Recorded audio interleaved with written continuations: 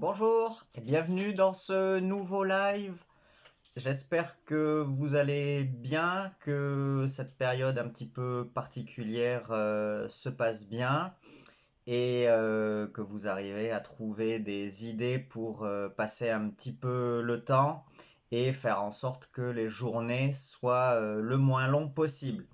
C'est dans ce but-là que je vous ai proposé des petits lives quotidiens pour aborder ensemble des notions liées aux chevaux et à l'équitation, histoire de changer un petit peu la tête et de parler un petit peu d'autre chose que l'actualité sanitaire actuelle en France et dans le monde.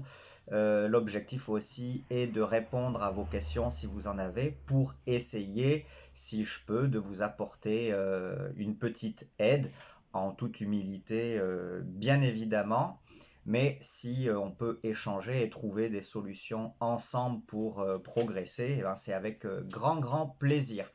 Donc j'espère que vous serez nombreux aujourd'hui. N'hésitez pas à mettre un petit salut Louane, bonjour Stéphanie, salut Alexia. On retrouve un peu toujours tous les jours les mêmes, c'est sympa et agréable.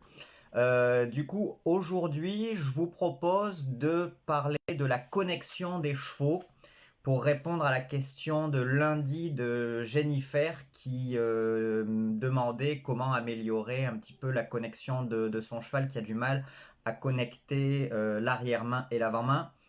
Donc aujourd'hui, c'est de ça qu'on va parler, améliorer la connexion du cheval. On va pas parler de la connexion du cheval avec son cavalier, même si c'est un peu lié en réalité, mais vraiment de la connexion entre l'arrière-main et l'avant-main, de vraiment le passage de l'impulsion tout le long du corps du cheval. C'est plus de ça qu'on va parler aujourd'hui. Donc, en attendant qu'il y ait un petit peu plus de monde, n'hésitez pas à mettre dans les coms ce que vous faites pour tuer un petit peu le temps quand les journées sont longues, si vous êtes un peu coincé chez vous. Moi, je vous avoue que j'ai la chance de pouvoir, enfin de devoir et aussi de pouvoir du coup aller aux écuries. Qu'en fait, on a pris un rythme avec mon équipe. Moi, je vais monter les chevaux le matin. Et du coup, pour rien vous cacher, j'aide un petit peu mon épouse l'après-midi avec les trois loulous. Parce que bah, du coup, sans nul doute comme vous, il faut réussir à les occuper. Et pour pas que ma femme pète un câble avant la fin de cette période-là, il lui faut un petit peu d'aide. Donc du coup voilà, je passe un peu de temps l'après-midi avec mes loulous. Et également, j'avance sur mes formations. Vous avez vu, je vous ai mis là dans les coms de ce live-là. Ça y est, j'ai finalisé la formation Réussir ses parcours de CSO. Vous avez accès aux premières vidéos gratuitement, donc n'hésitez pas à vous inscrire et à me faire un feedback sur ce que vous pensez, s'il y a des bugs, si vous trouvez ça intéressant, ce qui vous manque, qu'il faudrait améliorer. C'est avec grand plaisir que je prends les critiques constructives, mais voilà, n'hésitez pas, surtout n'hésitez pas. Donc aujourd'hui, pour répondre à Jennifer, on va parler donc de la connexion entre l'arrière-main et l'avant-main chez les chevaux. Parce qu'il y a beaucoup de chevaux. Alors attendez, Alexia, activité avec ma fille, on profite de notre extérieur, on fait du sport, du rangement, de la cuisine. Oui, bah voilà, je pense que tout le monde fait un petit peu pareil. Moi, en une semaine, j'ai tondu 2 fois mon jardin, donc voilà, il est nickel. Allez, on parle de cheval maintenant. Donc, euh, vous avez des chevaux qui présentent le défaut d'avoir du mal à accrocher leur dos. Et en fait, on se retrouve avec un cheval, on a un petit peu l'impression qu'il est en 2 ou 3 morceaux. On est assis sur un morceau et devant nous il y a l'avant-main, derrière nous il y a l'arrière-main, mais il n'y a pas cette liaison entre les deux. C'est qui bien souvent ont une faiblesse dans le dos, ont un manque de souplesse ou de musculature qui fait que l'énergie a du mal à passer complètement entre l'arrière-main et l'avant-main. Donc c'est toujours embêtant évidemment. Premièrement, pourquoi? Tout simplement parce que l'effort fourni par les postérieurs, on en obtient réellement que au mieux la moitié. Et deuxièmement, tout simplement parce qu'on est assis sur la partie la plus fragile du cheval, d'une part, et la partie qui permet justement cette liaison entre l'avant-main, l'arrière-main, pardon, et l'avant-main. J'insiste bien dans ce sens-là pour pas voiler la liaison entre l'arrière-main et l'avant-main. Quand on a des chevaux comme ça, globalement, on prend le risque d'avoir des chevaux de plus en plus creux, un peu comme une bassine, et du coup qui n'utilisent pas ou peu leur dos, donc avec des allures qui vont au fur et à mesure, une qualité de saut pour les chevaux qui sautent qui va elle aussi se détériorer au fur et à mesure. Et donc, que ce défaut-là soit un peu de naissance, un peu de manière naturelle, certaines chevaux sont comme ça de manière naturelle, ils ont du mal à accrocher leur dos, ou que ce soit du fait d'un travail, on va dire, inadapté ou d'une méthode de travail qui est peut-être pas idéale pour ce type de chevaux-là, le résultat est le même, on a peu à peu un cheval qui se détériore dans ses qualités de saut pour les chevaux qui sautent. Donc concrètement, qu'est-ce qu'il faut mettre en place pour réussir à améliorer cette connexion entre l'arrière-main et l'avant-main? Déjà, en fonction de votre style d'équitation, il va falloir peut-être moduler un peu ce que je vais vous dire. Donc n'hésitez pas à m'écrire en fonction de de vous, quel type d'équitation. Si vous êtes plutôt dans une équitation où vous cherchez à ce que votre cheval se tende sur les deux rênes sous la poussée des postérieurs et l'impulsion, ou au contraire si vous êtes plutôt dans une équitation où le cheval doit se relâcher sur le contact, sur les deux rênes, et du coup vous privilégiez plutôt la décontraction en amont que la tension. Alors là je ne juge pas l'une et l'autre des manières de faire, c'est juste pour pouvoir adapter mon discours. Donc globalement, pour commencer, avant que vous me répondiez si certains veulent bien répondre, globalement, il faut, pour que le cheval remonte son dos, que ce soit en liberté dans le travail à la longe par exemple, ou que ce soit plus encore, c'est plus encore important quand il a le cavalier sur le dos. Il faut que le cheval puisse remonter son dos. Pour remonter son dos, il faut bien évidemment qu'il engage les postérieurs, ça c'est la condition, une des conditions. Dans l'équitation française, on va dire que c'est la condition sine qua non, alors que dans d'autres manières de faire, ça peut arriver en second plan. Quoi qu'il arrive, il va falloir que le cheval adopte une attitude propice à ce qu'il remonte son dos et qu'il contracte ses abdominaux. Cette attitude-là, c'est, j'espère que je ne vous apprends rien, on est en 2020 et malheureusement en France, on n'est pas encore... tout le monde n'est pas encore d'accord là-dessus et c'est triste à mourir. L'attitude qui favorise, c'est pas l'attitude unique, on est bien d'accord, l'attitude qui favorise la remontée du dos, peu importe notre équitation, si on est plutôt dans une recherche de tension des rênes ou une recherche de décontraction sur les rênes, et prenez pas le mot tension en négatif, hein, on en parlera après. L'attitude qui permet ça, c'est une attitude ronde et basse, c'est-à-dire que l'encolure s'arrondit devant vous et la nuque du cheval est positionnée, lorsqu'on regarde le cheval qui travaille de profil, la nuque est positionnée plus basse que le garrot. Plus votre cheval sera dans cette attitude-là, plus ce sera facile pour lui de remonter son dos. C'est pas parce qu'il est dans cette attitude, c'est pas parce qu'il est dans cette attitude qu'il va remonter son dos. C'est pas parce qu'il n'est pas dans cette attitude-là qu'il ne pourra pas monter son dos, mais c'est dans cette attitude-là que ce sera le plus facile pour lui de remonter son dos. Je parle là notamment pour les chevaux qui ont peu d'expérience, pour les jeunes chevaux, pour les chevaux qu'on rééduque, pour les chevaux qui abordent le travail. Il va falloir qu'on arrive à leur faire baisser l'encolure et la nuque plus basse que le garrot pour que ce soit plus facile pour eux de remonter le dos.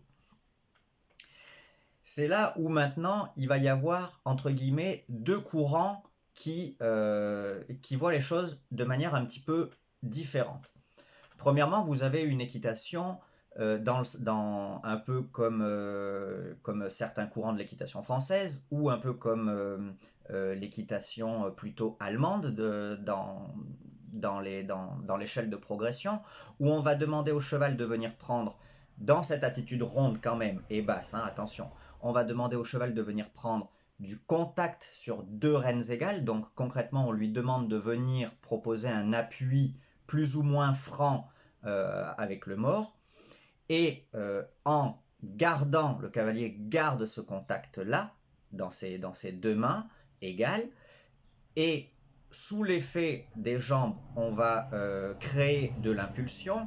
Donc concrètement, les postérieurs vont pousser et vont venir alimenter la machine en énergie, en mouvement vers l'avant, que la main va réceptionner et va filtrer pour ne pas laisser partir toute cette énergie, si vous voulez. Donc concrètement, on demande aux postérieurs de pousser et de prendre du mouvement vers l'avant, et les mains gardent le contact et retiennent un peu le cheval.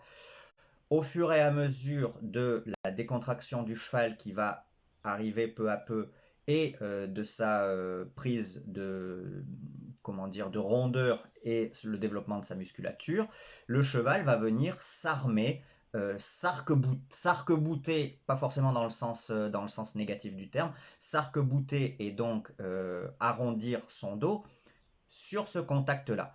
Et on est dans une équitation qui favorise le mouvement en avant sur le contact, et ensuite la décontraction vient après. N'imaginez pas un seul instant que le but de cette équitation, c'est faire en sorte que les chevaux mettent 400 kg dans les bras et tirent comme des ânes sur les rênes. Même si, en extrapolant énormément, ça peut être le cas les premiers temps, du cheval. Le produit fini, on a des chevaux extrêmement légers, mais qui gardent toujours à minima un contact sur les 2 rênes, un contact égal sur les 2 rênes, qui finalement ensuite, pour aller encore plus loin dans l'explication, dans l'équitation allemande, va encore prendre une autre petite bifurcation pour demander au cheval de garder un peu plus de contact sur la rêne extérieure et un peu plus de décontraction sur la rêne intérieure, puisque les Allemands utilisent bien souvent les aides diagonales, c'est-à-dire que la jambe intérieure pousse vers la rêne extérieure. Donc là, le cheval va améliorer sa connexion entre son arrière-main et son avant-main sous l'effet de l'impulsion qui est gardée par un contact égal, et donc le cheval va venir s'armer sur le mors, et peu à peu il va gagner en élasticité du dos, en souplesse, en décontraction, en musculature, et donc du coup il va réussir beaucoup mieux à connecter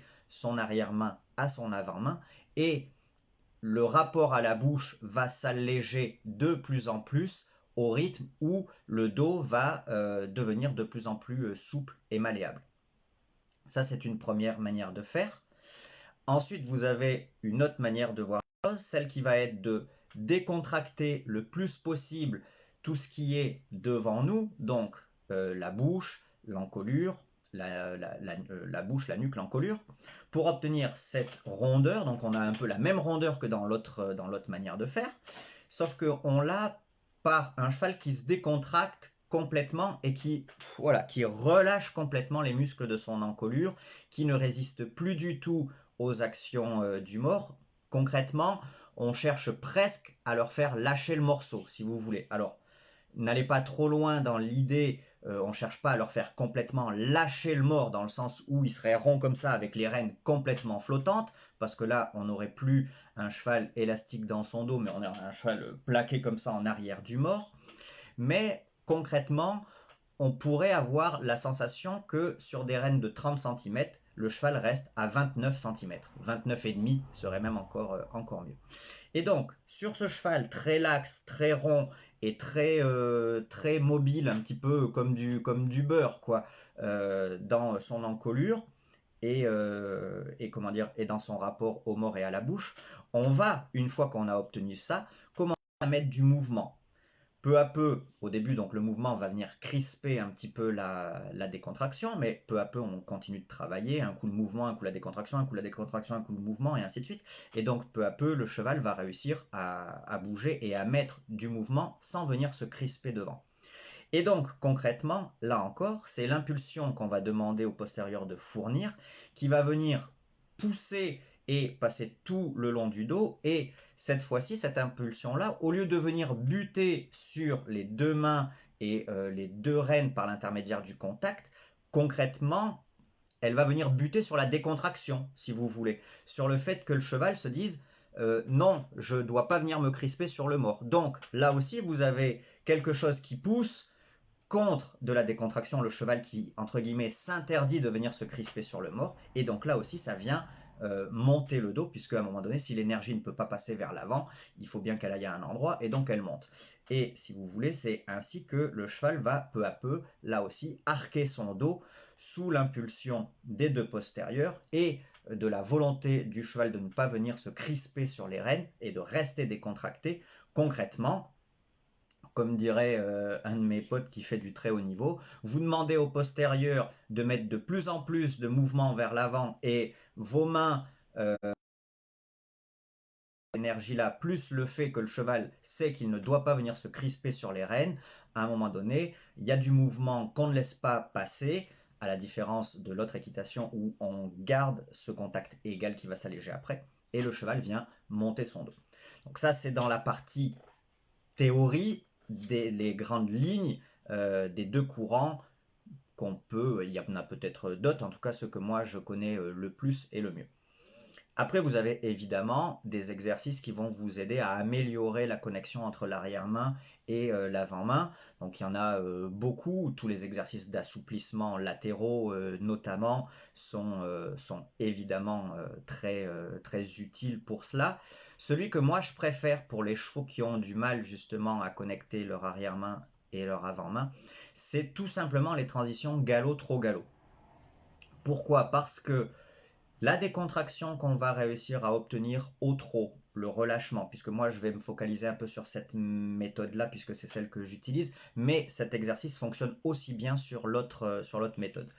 La décontraction qu'on va obtenir sur l'avant-main au trot dans le calme et la régularité, on va venir la tester au galop, donc au moment où le cheval part au galop, il est plutôt relax et donc enclin à utiliser l'ensemble de son corps pour avancer sans se crisper. S'il ne se crispe pas, c'est parfait. S'il se crispe, de toute manière, la transition descendante va venir nous demander au cheval de ralentir l'allure, puisqu'il va même passer à l'allure inférieure, mais aussi de gagner en décontraction, puisque c'est un petit peu les mêmes demandes. Si le cheval ne s'est pas crispé, c'est parfait. Du coup, son corps est complètement dans l'idée de bouger comme ça. Hein. Donc concrètement, on galope, on repasse au trot, on galope, on repasse au trot, on galope, on repasse au trot. Et c'est ce jeu-là des ondulations de son dos qui vont faire que peu à peu, il va être de plus en plus capable de remonter son dos. Encore une fois, tout simplement parce que vous lui demandez de l'énergie qu'il ne sait qu'il ne doit pas venir transformer en crispation contre le mors. Puis, vous lui demandez de ralentir, donc là encore, il ne doit pas se crisper, mais il va savoir au bout de 2-3 fois, il va savoir que assez vite vous allez lui redemander de partir au galop. Donc concrètement, il garde des postérieurs actifs et c'est vraiment un cheval qui doit être dynamique dans ses postérieurs mais qui ne doit pas venir se crisper sur les rênes, qui fait que le dos va bouger comme ça. Et peu à peu, vous avez vraiment le sentiment d'un dos qui se remonte sous vous et qui réussit à vous porter facilement avec une impulsion qui passe 100% au travers du corps du cheval. A priori, alors je suis nul en anglais donc vous moquez pas de mon accent, mais a priori les Anglais utilisent un mot qui est je sais qu'il y a mon pote Marc qui regarde, il va bien se marrer. Alors c'est true. Alors je sais pas si ça se dit comme ça, mais c'est de mémoire T-H-R-O-U-G-H peut-être, qui a un petit peu, on a un peu de difficulté à réellement le traduire en français, mais globalement l'idée c'est que l'impulsion passe au travers de tout le corps et même des mains, mais pas dans le sens le cheval qui traverse la main, c'est vraiment juste l'énergie qui traverse la main et qui ensuite est filtrée si on a besoin d'aller plus vite ou moins vite. Un petit peu concrètement, si vous imaginez, vous ouvrez un robinet et vous mettez une passoire en dessous, vous avez 99,9% d'eau qui traverse tout de suite. Dans l'équitation où on cherche à avoir un cheval très relax devant, c'est exactement ça. On n'a pas le cheval qui nous traverse la main, mais on a l'impulsion qui passe complètement au travers du corps du cheval.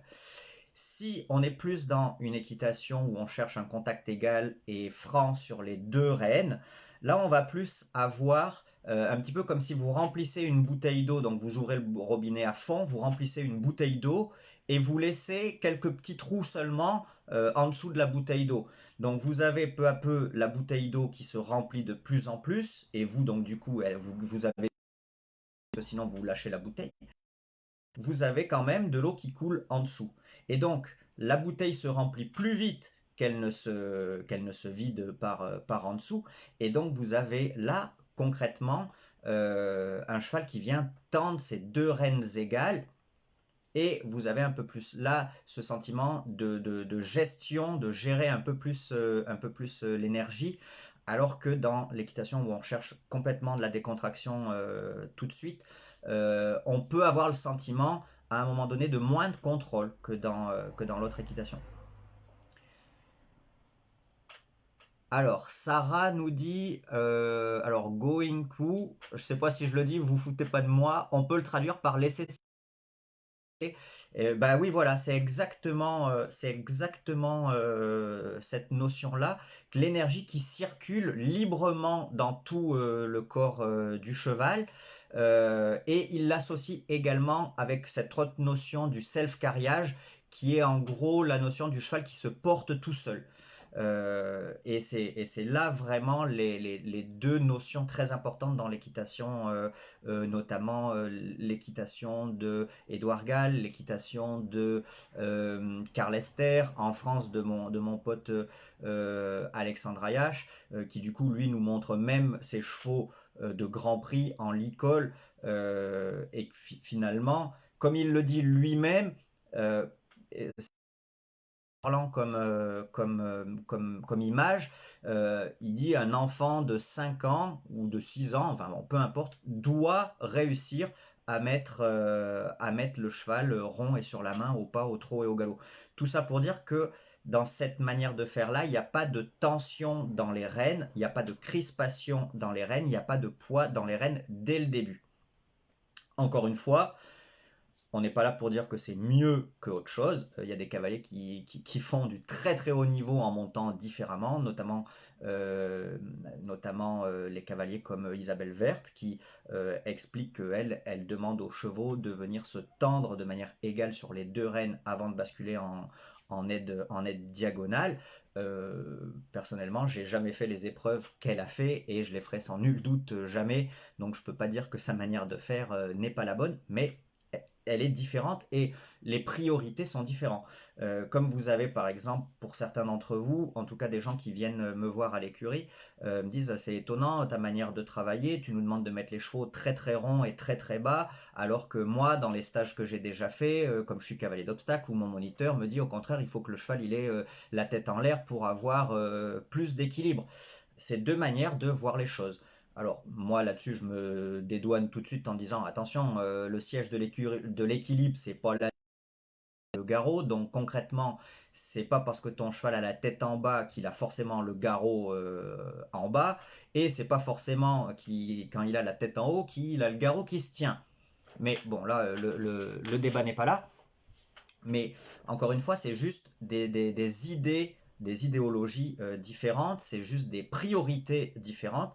Et en tout cas, pour revenir au cheval qui a du mal à se connecter, peu importe la, la méthode que vous utilisez, ce qu'il faut essayer d'avoir plus en tête, c'est cette notion de chercher à activer des postérieurs qui viennent soit euh, alimenter les mains en énergie, soit alimenter la décontraction en énergie. Et c'est ça qui va faire que votre cheval, whoop, il va grandir, il va monter son dos, contracter ses abdominaux, monter son dos, et donc de ce fait améliorer sa connexion.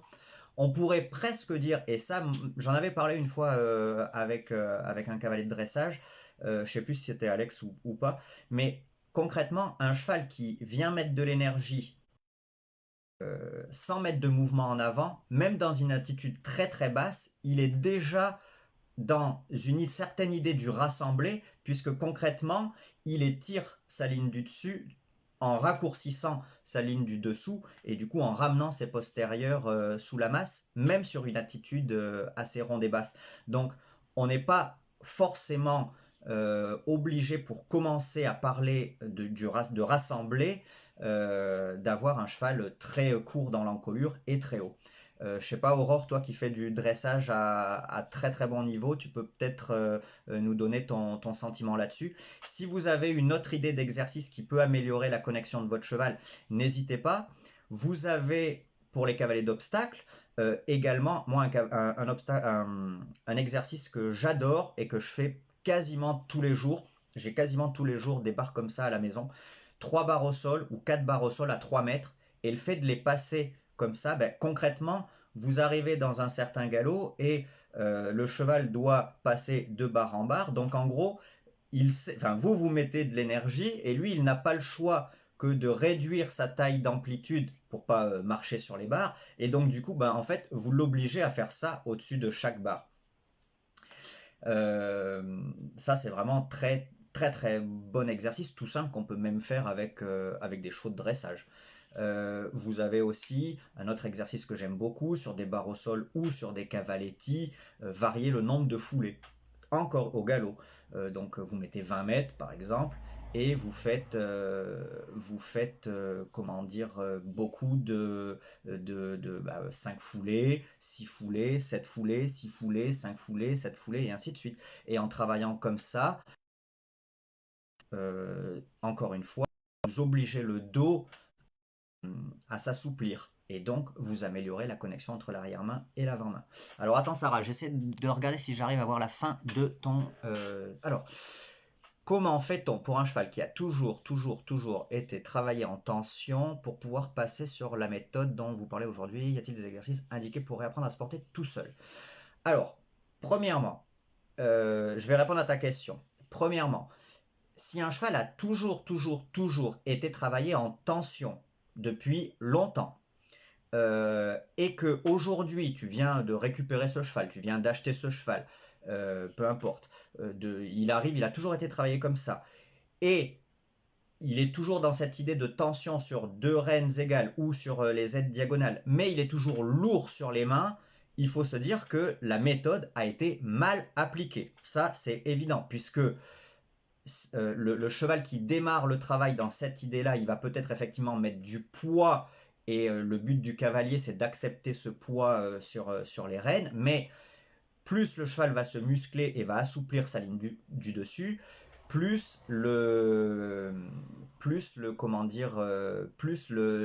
contact va s'alléger. Si il en est toujours à être lourd sur les mains, c'est que la méthode a été mal employée, mal utilisée. Ça répond pas à ta question, tu vas me dire. Ensuite, de basculer d'une méthode à l'autre. Alors, premièrement, et là, je vais te faire un peu mon commercial.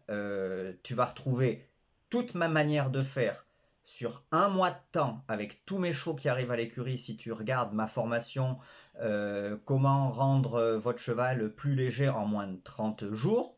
Et là, concrètement, tu auras tout le détail jour par jour de ce qu'on fait. Donc après, toi, si tu peux monter qu'un jour sur deux ou un jour par semaine, et ben du coup, tu adaptes, il n'y a aucun souci. Mais en gros, là, tu as séance après séance ce que nous on fait avec tous nos chevaux pour les avoir vite bien. Donc après, je vais quand même te donner un petit truc. Concrètement, il faut que, et c'est exactement ce que dit la méthode, et la formation, il faut que tu lui fasses comprendre qu'il y a maintenant un cadre à ne plus chercher à franchir, parce que là il a l'habitude de venir se poser sur les rênes. Du coup là il va falloir que tu lui apprennes que, un peu comme l'éthologie, mon idée première, c'est un peu comme l'éthologie. C'est pas moi qui ai inventé ça, encore une fois, c'est ce que j'explique bien. C'est un peu comme l'éthologie. Venir nous créer une pression sur la bouche du cheval, c'est pas très agréable pour lui. Si il y résiste, on va augmenter notre pression sur sa bouche, c'est toujours pas agréable pour lui. Au moment où il va céder en cherchant à se mettre à céder dans sa bouche et du coup il cède à la pression, on ouvre complètement les doigts au début pour lui rendre le truc le plus confort possible. Concrètement, en quelques séances, le cheval va comprendre que s'il résiste, c'est désagréable, c'est plus confort pour lui. Une fois qu'on a réussi à instaurer ça à l'arrêt, on va le faire au trot, puis au galop. Au pas au trot, puis au galop. Et ensuite, on va, comment dire, peu à peu mettre de plus en plus de mouvements. Et mon idée est de venir tester cette décontraction qui s'instaure peu à peu. Donc tu verrais dans la formation, on commence au début à la longe pour instaurer ce que j'appelle le cadre. Et peu à peu, on le fait monter. Mais en gros, il faut que tu fasses comprendre à ton cheval qu'il doit relâcher le contact. Ne basculez pas complètement dans l'idée que des ronds comme ça avec des rênes complètement en guirlande, c'est pas ça, mais c'est plus une idée de presque, alors j'essaie vraiment d'imager les choses, mais presque comme si le cheval avait peur parce que votre mort était trop dur pour lui. Et trop douloureux, et donc du coup il reste toujours un petit peu comme ça. Et en fait ça il faut pas le faire en le créant avec un mort très dur, mais il faut le créer avec beaucoup de décontraction et vraiment un cheval qui dans son encolure devient très très flasque dans son encolure. J'espère avoir répondu à ta question. Si je t'ai tenté par ma formation, n'hésite pas à me contacter, je te donne le lien. Sinon, y a pas de souci, j'espère t'avoir donné quelques petites infos. Alors, merci Steph pour ton intervention, c'est super sympa. Aurore, tu nous dis, très belle intervention, merci, c'est très gentil. Un exercice très bon aussi, c'est l'épaule en dedans, mais la transition est un exercice qu'on utilise à tout niveau et c'est indispensable. Attends, je lis la fin. Hop, si j'arrive à... hop, pour l'assiette du cavalier, essentiel aussi pour que le cheval puisse monter son dos. Pour l'équilibre, le gainage.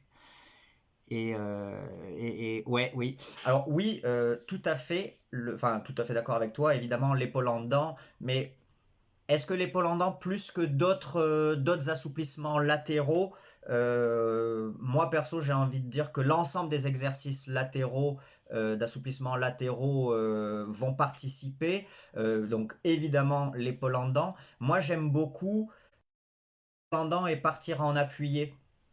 Mais après il faut déjà des chevaux avancés là-dessus. Et donc finalement, à ton avis, est-ce que, enfin c'est peut-être un peu déjà ce que tu me réponds, est-ce que vraiment pour commencer, tu vois, demain on récupère un nouveau cheval à l'écurie qui a ce souci-là, est-ce qu'on va pas d'abord commencer par déjà travailler aux trois allures dans cette attitude ronde et décontractée, ça va peut-être déjà l'aider, et ensuite multiplier les transitions au début trop pas trop, et puis ensuite galop trop galop, avant de chercher le bénéfice du déplacement latéral.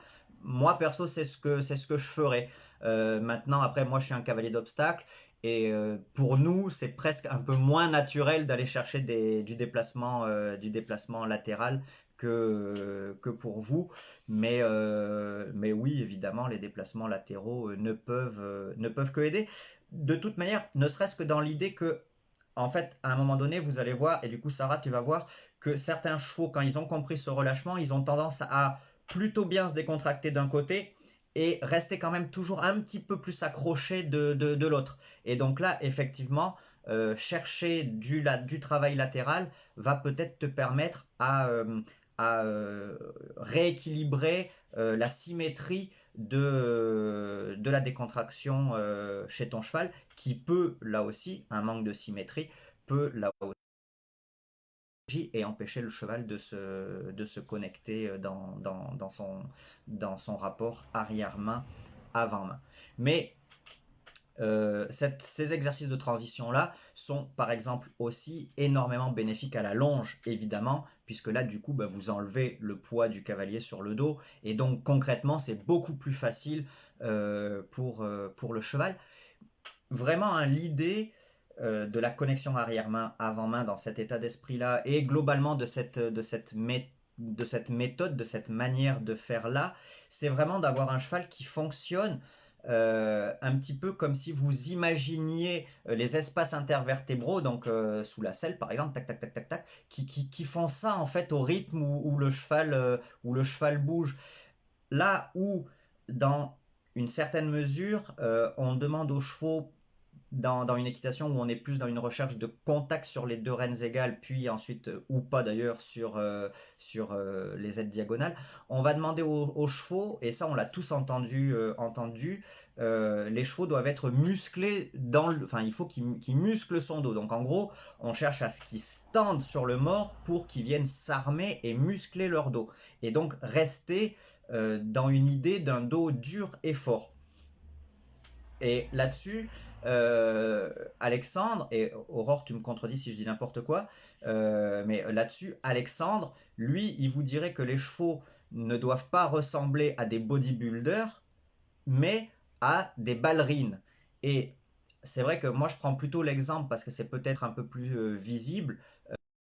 Moi, je préfère que mes chevaux soient souples et musclés comme des athlètes. Vous savez, les athlètes la gymnastique, euh, la gymnastique avec les barres parallèles, avec les anneaux, avec le cheval d'arçon justement. Et je trouve que ces athlètes sont finalement ont un rapport entre leur souplesse et leur musculature qui est vraiment déjà très agréable à l'œil et très comment dire en fait ils sont 50% musclés 50% souples ou 100% musclés 100% souples si vous voulez, mais il n'y a pas de bascule de l'un à l'autre. Là où le bodybuilder, lui, par exemple, serait 100% musclé, mais ensuite il n'a plus aucune souplesse. Il est même au-delà de la musculation, il est même rigide. Et dans une certaine mesure, certaines équitations mal utilisées vont rendre les chevaux très très rigides, là où, à mon sens, il faut non pas chercher à muscler le dos, mais plutôt à l'assouplir, à ce que le dos soit capable de bouger vraiment de manière très très un peu comme un chat quoi. Quand vous voyez un chat ou tous les félins courir dans la nature, on voit vraiment leur dos qui ondule et je pense que c'est ça qui est le plus judicieux dans notre utilisation des chevaux, plutôt qu'avoir un cheval avec un dos très très fort, parce que du coup on peut se retrouver avec un dos très très rigide.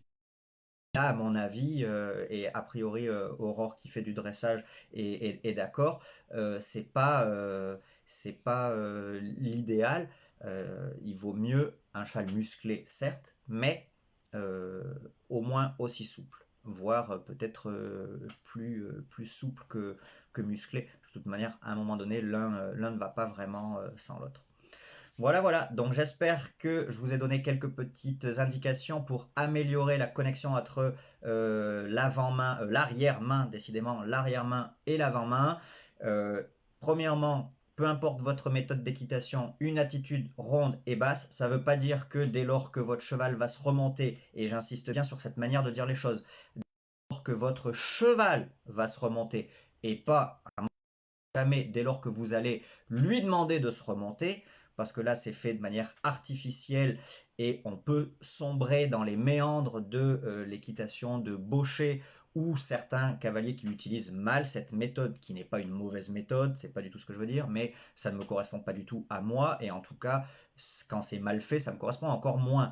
Où on va obliger le cheval à se tenir très très haut, nuque poil plus haut comme ça, 99% du temps avec, hop, comme on disait à la garde, la ligne du dessus en dessous, les postérieurs encore à l'écurie quand on a fini la séance. Mais dès lors que vous instaurez le cadre à votre cheval très très grand et très très bas et peu à peu vous raccourcissez le cadre, il ne va pas avoir d'autre choix que, puisque vous allez demander toujours de plus en plus de mouvements au postérieur, et que le cadre se raccourcit et que le cheval sait qu'il ne doit pas venir buter contre les mains, qu'est-ce qu'il va faire de lui-même? Il va pas avoir le choix de transformer l'énergie vers l'avant en énergie vers le haut et du coup mettre de lui-même. En gros, hein, il va baisser les hanches et remonter son garrot et donc du coup sortir son encolure de lui-même.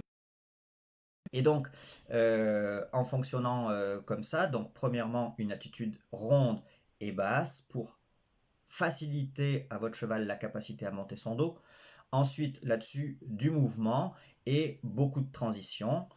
Galop, trop galop, c'est à mon sens ce qui est le plus efficace. Et ensuite, user et abuser des déplacements latéraux, des exercices d'assouplissement latéraux. Voilà, et que ça peut vous aider. N'hésitez pas à prendre encore quelques secondes pour me solliciter si vous avez encore un autre petit truc à dire là-dessus. J'avais une idée sympa pour demain, mais je vous avoue qu'un truc, un autre, ça m'est sorti de la tête. Donc, si ça me revient, je vous l'écrirai sur le groupe ou sur la page. En attendant, je vous dis merci beaucoup d'avoir été encore au rendez-vous et en plus vous participez de plus en plus, c'est vraiment sympa. Écoutez, je vous retrouve demain en espérant, comme on dit en Provence chez moi, que si demain on n'est pas plus, que on ne soit pas moins. Prenez soin de vous et à demain. Salut.